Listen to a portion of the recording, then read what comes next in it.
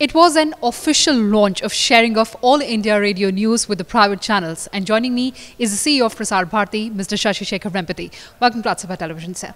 How would this step ensure greater dissemination of information across the country? See, I think it's a, a very significant step for broad-basing the dissemination of news. All India Radio, as you know, has a very long history. The news on All India Radio has been produced for several decades, even prior to independence. But it has mainly been on the network of All India Radio, which is primarily FM and medium wave and shortwave. Since the market has opened up, there has been a demand from the private FM operators that they should also, have the opportunity to carry news so that the widest number of citizens of the country are informed and aware of what is happening. So a policy was made by the ministry by which All India Radio news could be carried by the private FM operators. This happened a few years back.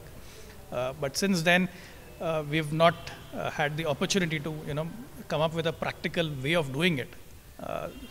Now, finally, thanks to the leadership of the Honorable Minister, who has guided us and challenged us in making this happen, and the support of the Association of Radio Operators of India.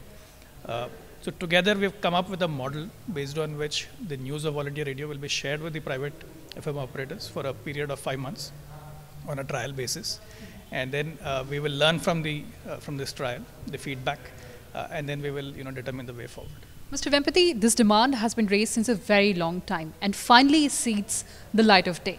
Clearly a long journey for you all in the ministry as well in the Prasar Bharati? Absolutely, and given the historical significance of All India Radio as a medium, in fact some of our giants of the country from Mahatma Gandhi to Rajya ji, some of their first words spoken on radio were from these giants. So coming from there, I think it's a historic event, and I think it also marks the in this era of where there's a lot of fake news. And there's a lot of questions on the credibility and authenticity of news. All India Radio has maintained that standard that if people consider it to be the most credible, most authentic source of news. So I think this also is an important step in combating this menace of fake news by making sure that the credible and authentic news of the country is made available widely to every citizen on an FM channel of their choice. Well, absolutely. But how would you ensure that the private channels comply to the rules and the procedures? So it's going to be a collaborative exercise. The rules are guidelines so that we preserve that integrity and the authenticity of the news.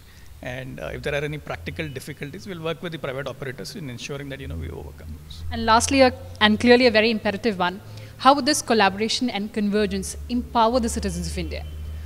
See, there's a lot of we are a young nation, billion plus population, a very large percentage of which are youth, highly aspirational. So radio becomes an important medium for them to learn about the opportunities, what is happening in the country, how the economy is growing, what avenues are there, what skills they can enable themselves with. So this becomes a way and means by which the youth of the country can become far more aware on what are their rights, how do they avail them, and where should they avail them, what are the avenues. So in that sense, I see this as an important step towards empowerment. Thank you so much for talking to us, and point well taken. Reporting from Delhi with camera person Nilesh, I'm Kriti Mishra for Rajya Sabha television.